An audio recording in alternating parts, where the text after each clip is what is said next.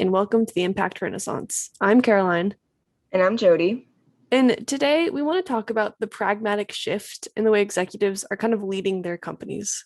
So I think right now, a lot of young people are looking to enter companies that are doing good, right? That's probably why you're listening to this. And we realize that that is a very vague statement. And when you try and tailor your job to search for that, it can be really hard because that's so general. That's certainly true. And what, Jody and I are experiencing that right now as we look for internships or different opportunities or think about what we want to do in the future. But one thing that's certainly true is that, that vision for the company starts from the top. There need to be executives dedicated to creating a company that makes an impact, both because you generate more revenue, your employees' morale improves, and there are just so many more reasons.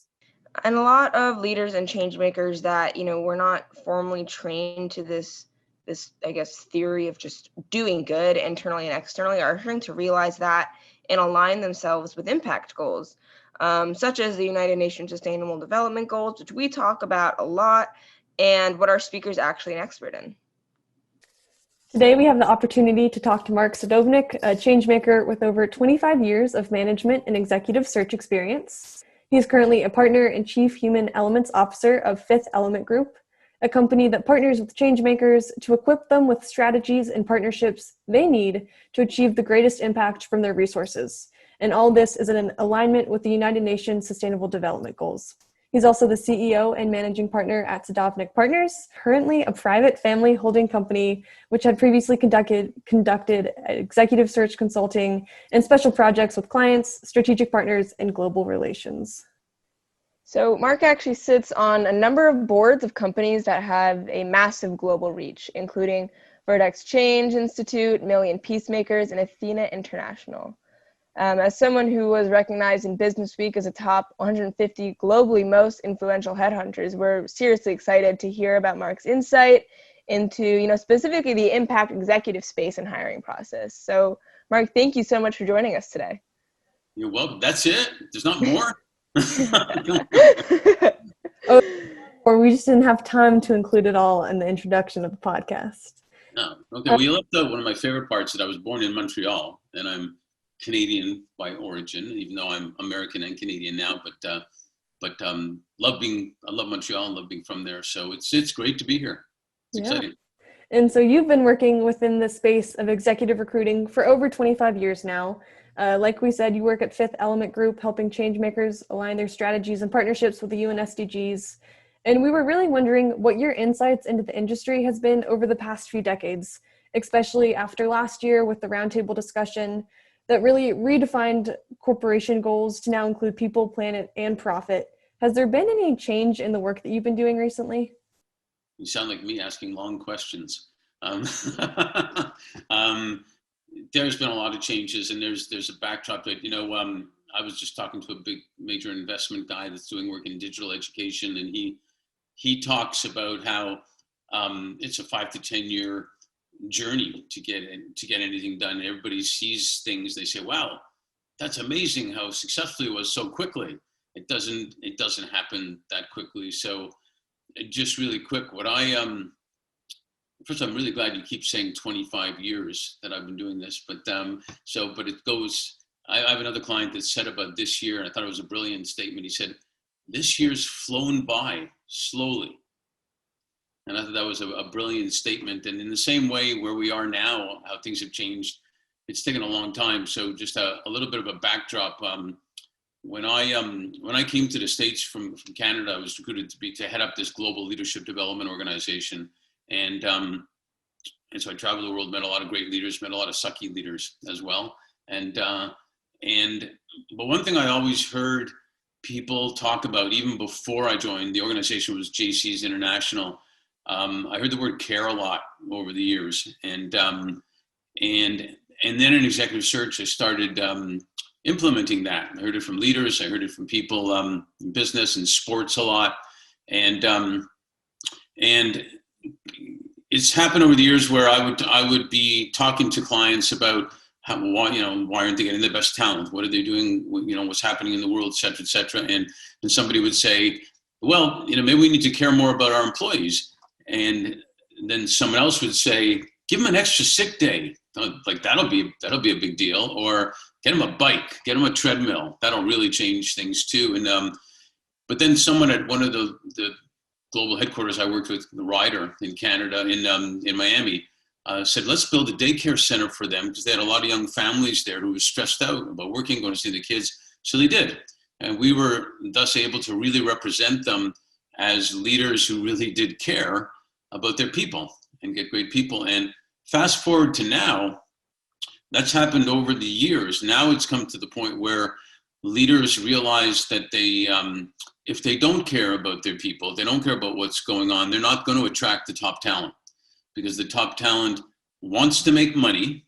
They don't want to necessarily give that up, and they want to make what their value is, but they also want to work at a place with this purpose and makes a difference. And that's where the term that we trademarked, Leaders Who Care, came from. Basically was, we commit to working with leaders who care. And how things thus have changed is, it's not looked upon as, well, if you want to do good in the world, go work for a nonprofit and make less money, which, by the way, is what I did when I went to the Global Leadership Development Organization. I took a pay cut, but I got to travel around the world and meet leaders and make a difference. And I never thought, why did those have to be separate?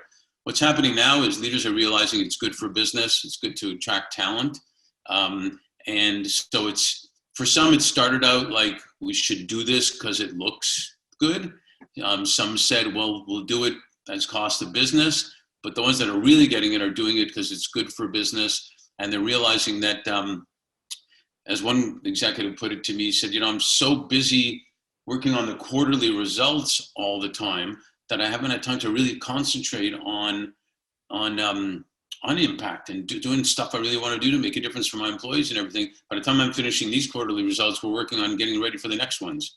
And it doesn't make sense at all, especially now. And this is the big, like maybe the big answer to your question is, especially now when it's finally come together that you can spend your marketing dollars more effectively, your investment dollars more effectively, to get a greater higher ROI, get a greater ROV, return on value, improve your brand, get employee engagement, which then helps you attract and keep the best people, which then means you're developing the best people. And everybody starts in the mindset of, wow, it's not all about let's make money, let's make money, let's make money. You can do both. So I hope that answers your question to some degree. Yeah, absolutely. And what I'm thinking about is, I mean, even, 20, 30 years ago, companies weren't really caring about that external impact, not in the same extent. And it wasn't until, past 10, 15 years that they switched. And I especially think the comments you made about top talent cares about, I guess, being cared for is relevant, because I would argue that a lot of this shift, not only in just internal impact within the company, caring for your own employees, but also caring for the world, has kind of been generational. I think young people, Gen Z, millennials, are much more aware of things like mental health, like, the environment impact both internally and externally. Could you talk a little bit about that? Kind of your thoughts on, is this a generational shift, or is this kind of everyone recognizing that we need to shift? What was kind of the driving factor behind all of this, do you think? There's a few things. So when I graduated college, we were just getting jobs. I ended up going to Deloitte. We were just getting jobs. No one really talked about, and we didn't know. We just talked about, okay, you get a job, then you do this and this, then you move up, and you do this, and you keep going. And you should get involved in the community too, type of thing. And I do believe that every generation of young people do want to make a difference. They want to, it's part about being younger and rebel. It's part about really caring. It's part about being more idealistic before everybody else taints you and whatnot. And so I think every generation has, but I think some of the things that have happened are that people want lives. They want to have moments. They want to be with their family. And they're realizing it's not all about, as what's his name, Michael Douglas playing Greco, or whatever his name was on Wall Street. It's about greed the whole way. And because it's not fulfilling. And just having all money doesn't make you happy. It helps, but it doesn't make you happy. So I think what's happened now is, number one, there's a sense of urgency with the climate that's getting people that we got to do something now. And as a result, that's extrapolated and made more important than even before all the other aspects of things have to happen. There's, for example, when we launched our firm, Fifth Element Group, we also at the UN, we also launched the Decade of Women. It's also, that is a big part of equality. You know, people want to belong. They say, you know, after food and air, belonging is the number one thing that fills your heart and soul. And it's been proven with studies all over the place. You want to belong, whether it's your sports team or your office, you know, or your family or whatever. That feeling of belonging is really important. And so you want to belong, and you find out that you feel the best when you belong in a community. And it can't be just about work. And what's also happened is people have realized that a lot of people aren't happy. And that's where the mental health comes in. And COVID, like so many things, just put the future present. So it made people see the mental health issues from being home and missing other people. It extrapolated or made I was talking to a client of ours, it's got an amazing company called Cyrano, that talks about the high rate of young women, young teenage girls wanting to commit suicide. So we have another client called Trauma Free World that counseling people like crazy around the world on trauma. So all this is coming to the forefront to some degree because we have more time to realize it and see it and feel it with COVID. But it was happening before too, where, you know, if you're going to work every day, we used to joke around when I lived in Montreal, it was winter and you'd end up getting up in the morning and it's dark, and you end up leaving late and it's dark. So we used to joke around how Deloitte's doing this on purpose so we don't know anything else that's happening in the world. Basically, it's just dark and you got to work. We felt it too, the mental health part, but now it's really become a big deal and very important to people. And as you know, health and fitness has, and so on. And I think leaders who care realize that there's three areas of well-being. There's financial well-being, physical well-being, and mental well-being. And if you can take care of those with your employees, guess what? There's going to be so many other things that are going to work from that. And the last thing I guess I'll say on that is I compare a lot of things to sports. The player that has a coach that stands up for him or her, whether it's arguing to the referee or something happened with family and takes care of them, who just really cares about that player will do anything for that coach to win a championship, anything. And the same applies for a parent with a kid or a boss with an employee, things like that. So, you know, I think Mother Nature kind of took advantage of this and said, okay, I'm going to slap you with everything at the same time because you don't seem to be getting it. So here you go. I hope you get it now. That's super interesting that you say that, and it's so valid that you always need someone on your side. And a lot of the best, you know, professional and working relationships are someone who doesn't understand that you're just a number, that you're there for more of it. And being part of a community is super critical. And it's really important to know that you are at a place where you're valued. Yet I think a lot of people kind of have the idea that you can either be a caring leader and someone who has a bunch of compassion, or you just have to be like really uptight, and that's the only way that you can be productive. And we've obviously seen a huge shift in there being soft skills and leaders kind of working with people in ways like that. So I guess my question to you is, how important are these soft skills, and how can you kind of balance being caring with also making sure your employees are productive? Yeah, you ever see what was it, Major League with Madonna and you know the famous line, "There's no crying in baseball." Yep. Well, he even got softer. Tom Hanks, the coach, at the end, and it used to be, I don't know, a couple of decades ago that the CEO had to be a so-and-so to be a great CEO, like a real so-and-so. A coach can't be friends or even have a relationship with a player. men don't cry, men don't eat quiche. I mean, you name it. There's all these things, and snap out of it, type of thing. Be a man, whatever. And then the opposite for women. And I think what's interesting is leaders have realized that it's actually easier to be a more effective leader by not having to pretend that you know everything. Number one, which isn't rocket science. It's actually, I don't need to know everything. I can show my vulnerability. And what happens? The people start realizing that the leader trusts them and respects them for their knowledge and lets them do their thing, whatever their job is. And so it's vulnerable. That doesn't make you soft. It makes you super smart, actually, to do that. It's kind of like the difference between frowning and smiling. It takes more muscles to frown. And if for some reason we frown more than we smile. So I think, I'm not even sure why they call it soft for a reason at that time, because they thought it was weak, but it's super strong. And I think similar to the words leaders who care, I've had situations where we trademark that with people I worked with in ex-firms or whatnot, thought, well, that's a little too intimate, that you shouldn't go care. And I would joke around saying, well, if you think this is bad, wait till I start using the word love. You're going to go like crazy. So, you hear it from players in sports where the number one thing they miss when they retire is the love of their players around them, their teammates. And why can't that be, at work? I mean, it doesn't mean you have to be lovey-dovey or whatever, but you can, it goes back to the belonging thing.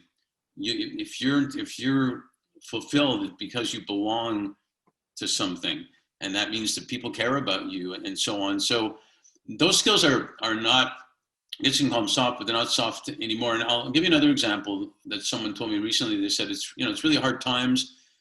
What makes some entrepreneurs more successful than others at these times, when a real founder of a business won't be able to sleep at night, will be in agony thinking about laying off some of the people that work for him. A real entrepreneur takes the responsibility on his or her shoulders of those families where the people are working with him. And so one person asked me, actually in another podcast, like, what does a leader do in that scenario? What the smart leader has done in that scenario is had real life conversations with their employees for a long time already. You build up a relationship, and through good and bad or whatever, and they get to know them, the families, et cetera, et cetera. I mean, a large, huge corporation, it's harder, but it's still doable in different ways. And then when it comes to the point of, Jane or Joe, CEO, calling the employees, man, with COVID going on, we just don't have the money, we don't know what to do. You know what happens? The employees then start thinking of ideas. Okay, how can we work together to save this company? Versus being pissed off at being laid off by the person. And the person has the guts, because it's not guts anymore, they're in communication, to speak to the employees and say, I don't know what to do, guys. This is really hard. I don't know what to do. And so they come together. And if that's soft skills in a sense of weak, then that's beyond me. I mean, that's like spectacularly wise. So there you go on that.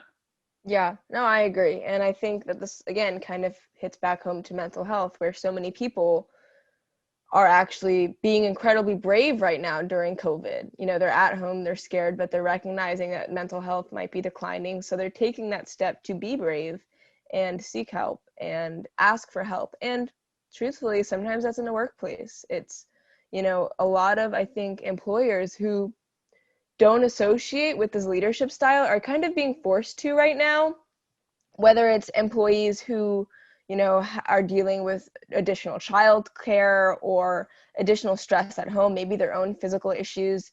They are forced to tell their employers this, and employers are, of course, being, forced to listen and forced to empathize, because what's the alternative, right? But I mean, do you think that'll stick? Not just, employers listening to their employees and employees being honest about what's going on, but all of these changes that the fact that, COVID has been a total eye-opener for us, that we can't keep kind of, staying the same. Do you think this will stick though? Or will these vaccines come out and suddenly we'll be like, okay, back to normal. Here we go, guys. Let's go back to being a total hard ass and like working all the time and focusing on profits? Or do you think this will actually stick? I had a professor in marketing that told our class, he said, every answer was, it depends. He would say, it depends. He would say, so money is lying on the street. All you have to do is pick it up and stuff like that. And so that's why we walk around with our heads down all the time, because we're looking for the money lying on the street, because that's what he told us. But it does depend. Not for everybody, it won't stick. But one of the things you're alluding to is people would always be scared of the stigma of saying they have a mental health problem. They would say, oh, I got the flu, I'm not feeling well, I got this, I got that, because they're worried HR is going to put it in something, or it's going to affect something, or they're going to think they're weak and, be a man, come to work, whatever, all that stuff. And that created more mental issues, because they didn't even know if anybody cared. They never got to the point of being safe enough to say, I need a mental health day, I'm just exhausted or something. Or I've got a problem. And now what's happening with a lot of leaders is they'll help them find help. And it goes back to my coach analogy before. If that leader helps that person find help for whatever mental issue they have, you know how grateful that person's going to be for someone that cared so much to do that, and it's not even that hard to do, and how great that leader feels that they actually impacted that person's life, maybe even saving their life, type of thing. So I think it will stick to some degree, because now more than ever, obviously with social media and whatnot, word gets out about how leaders are. And as a result, how is the company? You can't touch a company, but how is the company? How are the people at that company? Do they like working there? The word gets out about what's going on. Not to mention, if someone's pissed, they can put it on Glassdoor. They can put it wherever they want to put it. Which is unfortunate, because you would rather people address each other directly rather than anonymously saying stuff, because then you don't know what to trust sometimes also. Yeah, I would think it'll stick to a great degree for two reasons. Number one, it's good for business. Number two, what's partly, I guess, 1A, B, and 2. Number one, it's good for business, and number two, it's good for getting better employee performance and loyalty, etc. And then 2, it actually makes the leaders feel good also, and they're starting to realize, because most leaders are actually good people. Most people are good people, and sometimes you lose, like that guy I told you about. He's so busy with the financial results, and he said, I know this isn't an excuse, but I only have time to say, okay, we have 20,000 in the budget, just donate it to some stuff. He or she would rather say, man, we're really interested in this cause, let's go get it. And then the employees get behind it, or they ask the employees, what causes do you want to make an impact for? Again, it's the same. It turns out to be good for business, good for employee everything. And leaders are human too. So if they feel good, then their attitude is going to be good. And then that's going to change, affect the culture and everything. It's not really rocket science, but it is pretty amazing that it took us this long to figure it out and to make it stick, because it really makes no sense whatsoever not to do it that way. Quick story, because I would always ask people what are their influencers like, and one of my major influencers was my grandfather, who was from Kiev, and we used to go on walks when I was a little kid, sometimes with my cousin, sometimes with him, and he would smile at everybody, and he'd be talking, then talk to him, and I said, call him Zeta because I'm Jewish. I said, Zeta, how do you know all these people? He said, I don't know most of them, but it's amazing. I smile at them, they smile back. A lot of them end up talking to me, and I make new friends. And it always impacted me that he came from Kiev. He didn't go to college and this or that or anything, but he was super wise, and yet not super wise at the same time. It's not wrong that he just did that, and he was so happy that people did it back. So it's not more basic than that. It seems like a chain reaction, right? Using that, you smile at someone, they smile back, right? If you're good to your employees, then obviously they're going to be invested in the company, and it's good for business, and it makes the leaders feel good. So all around, it's a beneficial thing for everyone. It's kind of what we're here to argue. And workplaces in general are becoming more accepting and compassionate for their workers. And that in itself is a really great shift. And a lot of people want to become part of companies that are doing that. And so, yeah, one other thing I'll just add to that you made me think of, and not 100% of the people will follow that, sure. But if you don't reward the ones that are doing good, the ones that are making a difference, the ones that are performing and all that, then you're really rewarding the ones that aren't. And that creates a whole negative culture on the other side. So it's not a matter of who's a winner or loser, because I don't like the term loser, which is why we have a term that we use called omni-wins in our company. Anything that we do and any people that come together, it's always an omni-win. And we focus too much on winners and losers, in the sense of you can have a game, a hockey game, football game, whatever, and you can have a team that lost the game, but they're not losers, type of thing. And you can have someone who maybe made a mistake at work for whatever reason, preferably not malicious, but whatever reason, doesn't make them a loser. It makes them the best decision that boss could make at that time for mental health issues, as well as performance, as well as the right thing to do, is have a serious conversation with why you made that mistake, and it was not a good thing to do, depending on the level. This is what should have happened. Now let's go get them, type of thing. Let's get back in the game. Let's do it. And the ROI of doing that with a person is spectacular versus what you lost by, blasting them or firing them or anything, because then you lose all your investment on that person and the gain that you would have got by acting that way with that person. And you say that we focus too much on winners and losers, and that you don't believe that there should be a loser, but there are absolutely companies that disagree with you, and they say that there are absolutely losers in their company. And we know a lot of the work that you do is to analyze the culture of companies themselves. How can someone who wants to join a different company, or is a young student and wants to find a company, other than just like listening and reading on things on Glassdoor, how can they themselves kind of analyze company culture and find a place that fits for them? That's a good question. Actually, can you come work with us and let's figure that out, actually. How can you, well, you mentioned some of them. I always tell people to some degree, look for either quotes or articles or posts or anything that you see from people in that company. For example, when people would go on interviews, when we'd send them on interviews, I would coach them, and the really good ones know this anyway, while they're sitting in the reception, see what the people are looking like walking by you. See what the reception is doing. If the people walking by you are like, like this, like whatever, or everybody that walks by is smiling and they say, hey, how's it going? Or have you been helped? What's going on? Something like that. That's a simple way of seeing right away the culture.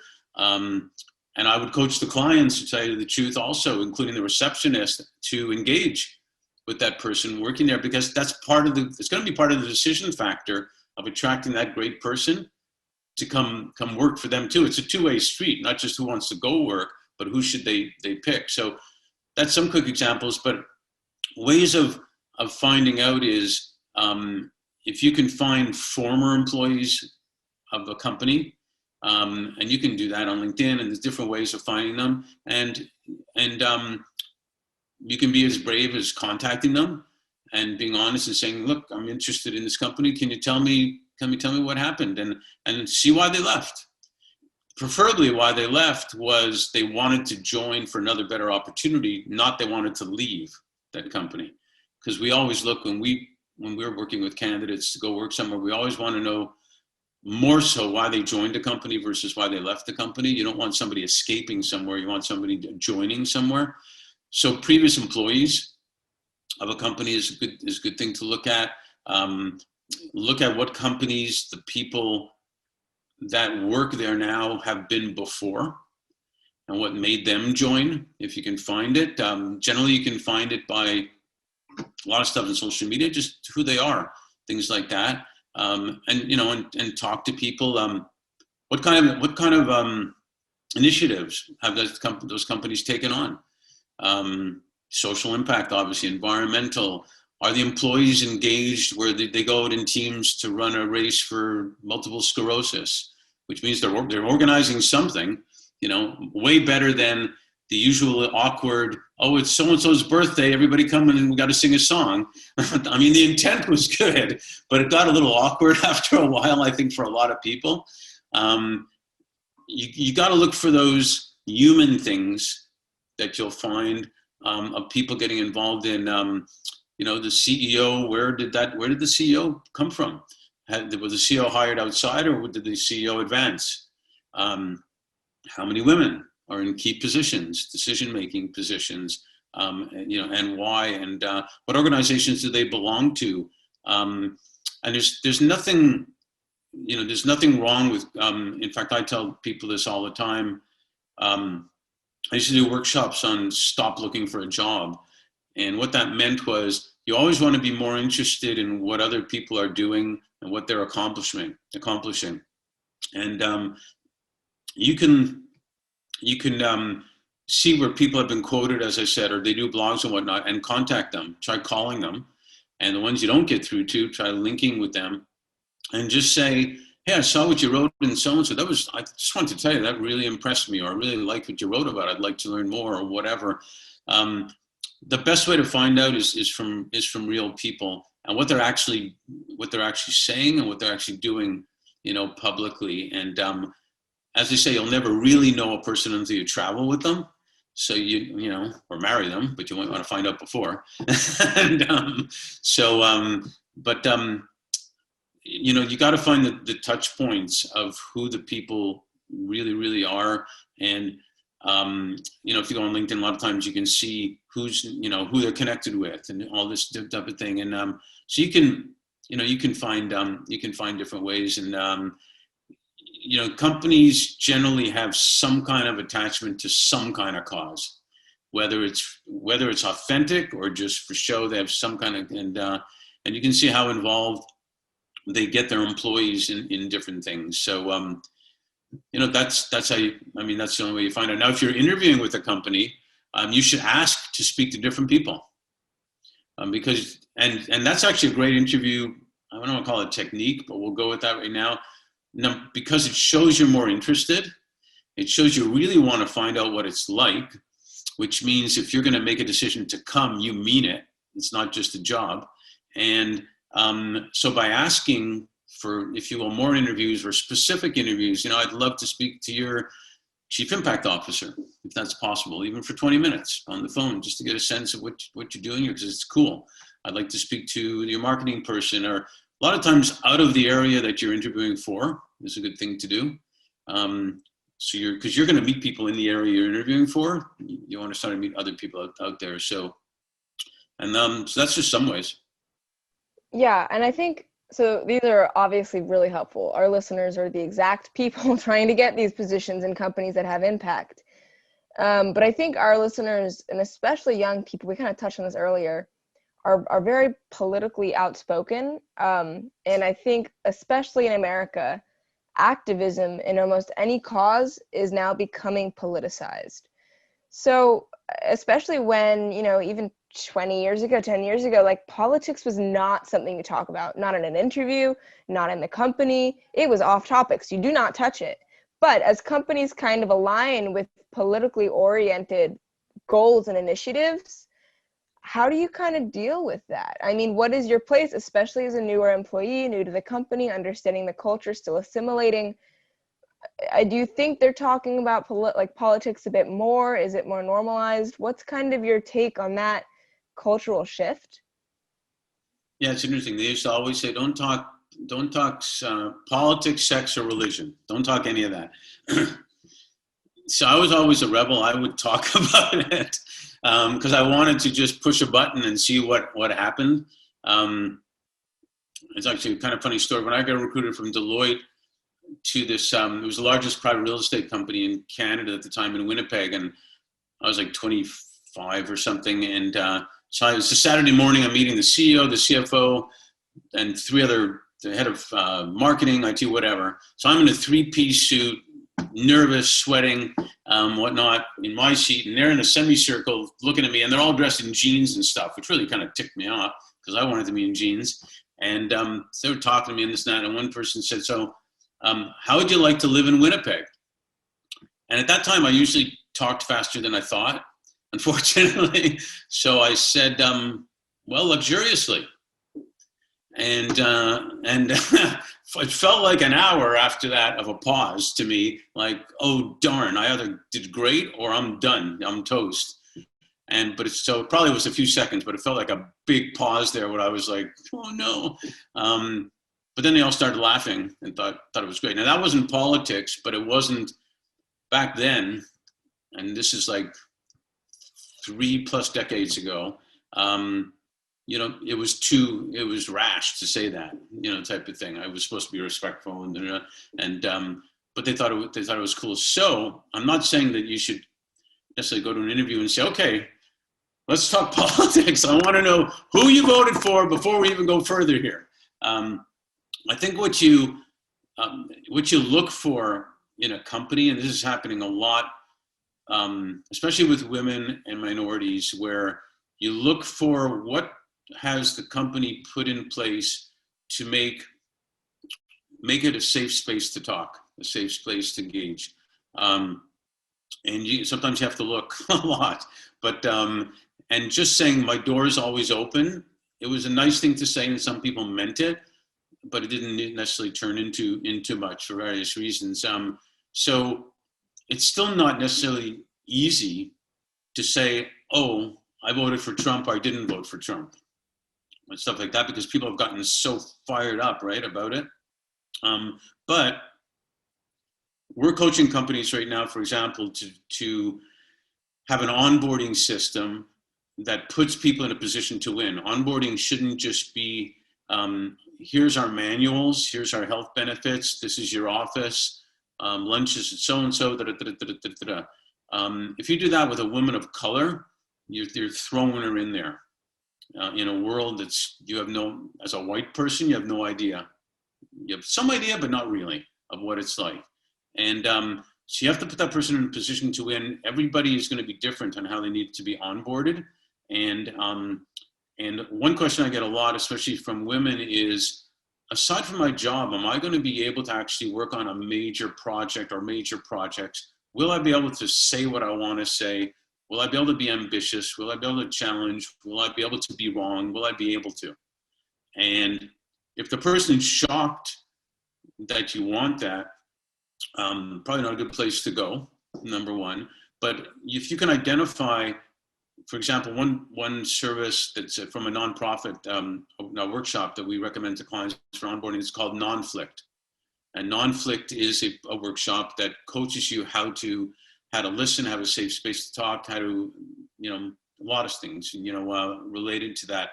So if you can find, in the company's actual programs that they've got in place that you can safely say something, then that's a lot better.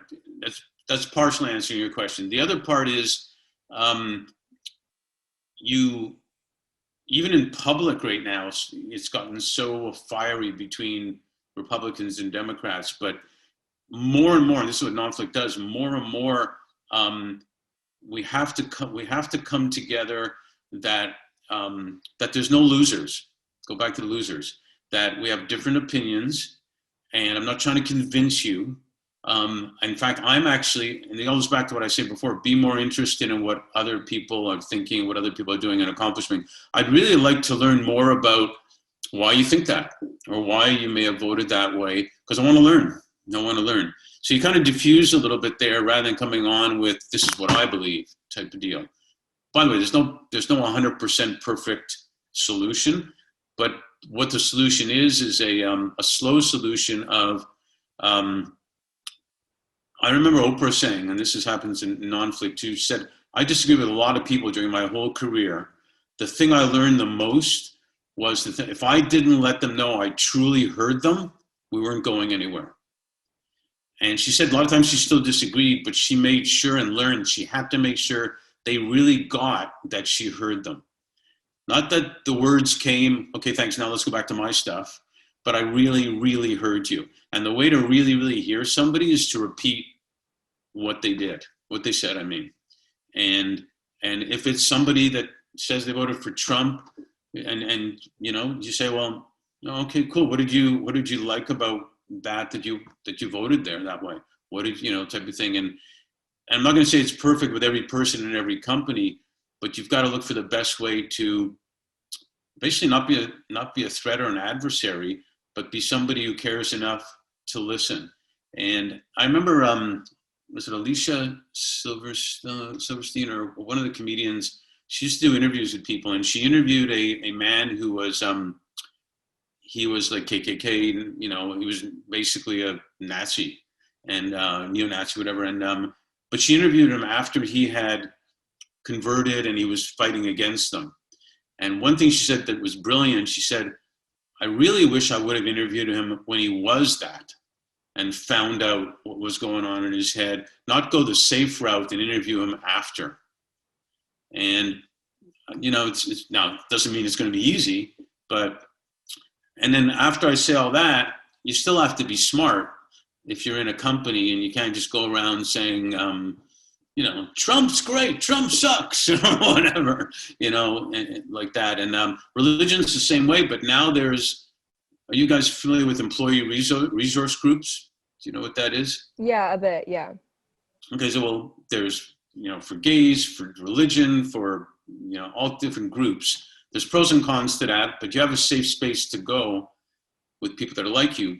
The con of that is it could be exclusive too, where you're separated into tribes if it's not handled properly. But there's religious freedom employee resource groups now where you have a safe space to believe, or for that matter, not believe as well. That's a truly safe space. Not if it's just to believe and you're missing out the ones that don't believe, then that's not true safe. But it opens things up in companies where the mindset comes, we can all have different opinions and different backgrounds and whatnot. And man, that's awesome that we do, versus that sucks, I don't like you and whatever because of it. So no perfect answer, but that's the mindset. And it starts with you both and me talking that way and being that way with people. Like my grandfather did it with smiling. It really, if you're it's gotta happen with every single person to be, you know, and the worst thing in the world is to think that it's bad to disagree. If the reason Nonflict started was it looked at a way of looking at conflict differently. If you don't have any conflict, there's no new ideas.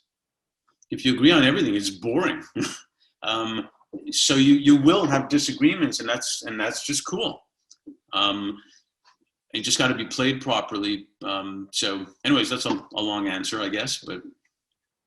I just think how accepted these conversations are depends on what company you go to. And kind of like we said earlier, you need to ask questions, and you need to ask, do these safe spaces exist? How open are we to these conversations? And that's just part of the hiring process and part of kind of sharing who you are and hoping that that's kind of accepted, right? And I guess we're closing and we are almost out of time. So our last question to you is, what are 3 lessons, words of advice, tips, anything of that nature that you want our listeners to leave with today? 3? Yes, please. Okay. You know, I would say be authentic to yourself. Probably is the number one thing. If you're going to be happy, you know, be authentic to yourself, and then with respect to that, I would say look for being authentic to yourself with respect to what you're going to do in your life. Look for something that you have a passion for, that you believe you have an expertise for, or a potential to grow that expertise for, and be happy. And a third would be listen, as you said before. The third would be listen to everything. Listen to everything, because there's so many amazing things out there. You know, I grew up in Montreal, fortunately, where we didn't talk about you needed diversity. we just loved diversity. It was just good to have. And so if you listen to people, what one person said, the more I listen to people, the smarter they think I am. And so it's a great phrase. And so if you listen, you can learn so much, you can appreciate so much, and you can you'll have great friends. So that's what I would say. Hey, in LA, we also say, leave them with wanting more, because then we can have a sequel. Of course, that's our strategy right here. Oh, cool. Well, thank you so much for joining us. We found this to be very enlightening, and we appreciate you coming on. So thank you so much. And dream on, listen on, do great. So we talk a lot about how companies are doing good and making an impact, but impactful companies, like, that can mean anything, right? So a company donating X% of their revenue to charity, right? Or having a mission statement that aims to promote sustainability, or creating a new initiative that builds community centers, right? Like, these are all examples of impacts, but these are also actions intended to help the community and world, like, around the company, have an external impact.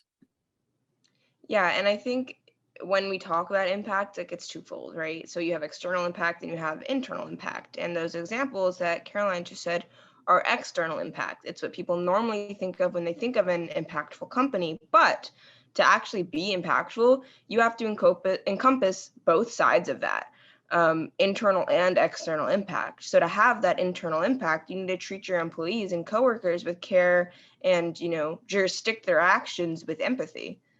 Oh, certainly. Like, you have to take their mental health seriously and, take into consideration what they're doing, right? It's hard to work for a boss that emails demands at you for 2 a.m. Like, that's not sustainable in the long term. And so you kind of, as an executive, have to be cognizant of discrimination in your workplace and be ready to speak out against it. Promote decent maternity leave. These are so many things internally that make an impact on the lives of your employees. And I think Mark promoting Leaders Who Cares is a great example of a venture that is trying to educate companies on the value of this internal impact. It is necessary for employees that care about sustainability, because if you're attracting that sort of talent that's very aware, they're also going to be very aware of mistreatment within the company and ready to call you out on it. It's just as important. And I think it could also promote better performance. And a great example of this is Johnson & Johnson. They actually just opened I think it was 6 childcare centers at 6 of their locations, so that employees could just bring their children in as they come to work and then send their child off to the daycare center there. And obviously this lessened the financial burden on the employees who had to seek external, childcare. It lessened their morning routine, so they didn't have to stop somewhere else. And it made them happier knowing that the company provided this service and that the child was literally, in the same building. Which then, therefore improved their performance within the company. Yeah, no, that's a super great example. There's an internal impact, and there's a leader who cares about the world, but also their employees. And that's so crucial for employee productivity, loyalty, happiness, just everything. Yeah, exactly. Can't agree more. So next week, we're going to talk to 2 Gen Z women who have started their own company. Michaela and Chelsea are 2 of the 4 co-founders of Activism Always, which is a hybrid service that combines an internal AI platform with strategic analytics, maximizing organizations' data capabilities and impact. So thank you so much for joining us today, guys. And if you would like to learn more, get in contact with us, snag some merch, listen to past episodes or whatever, visit our website at theimpactrenaissance.com. That's all. Thanks, guys, and keep fighting the good fight.